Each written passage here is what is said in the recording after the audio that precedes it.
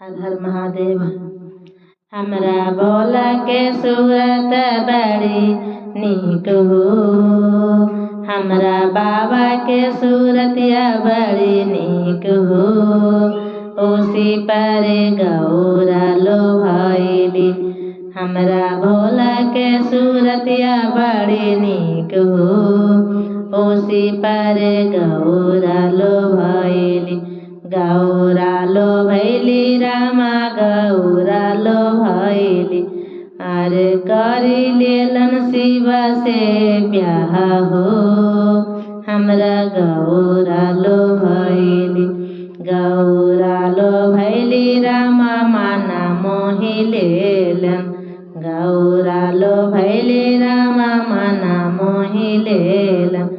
अरे करी लेलन बाबा से ब्याह हो, हमरा गौरा लोभैली। हमरा भोला के सूरत बड़ी नीक हो, सब शिशियन मोहैली। हमरा बाबा के सूरतिया बड़ी नीक हो, सब शिशियन लोभैली। शिशिया लोभैली रामा शिशियन लोभैली, शिशियन लोभैली रामा शिशियन लोभैली। अरे मांगी लीलन तीना सूत्र ज्ञान हो, हमरा शिशियन लोभैली। पहिला में दाया मंगलन दूसरा में चर्चा, पहिला में दाया मांगम दूसरा में चर्चा। तीसरा में नमन प्रणाम हो, हमर शिशियन लोभैली।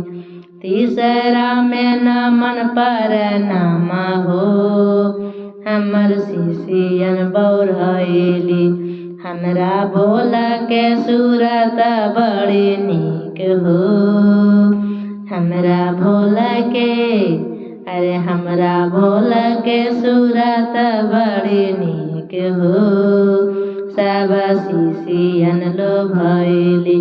हमरा भोला के सूरतिया बड़ी नीक हो, गौरा मैया लोभैली।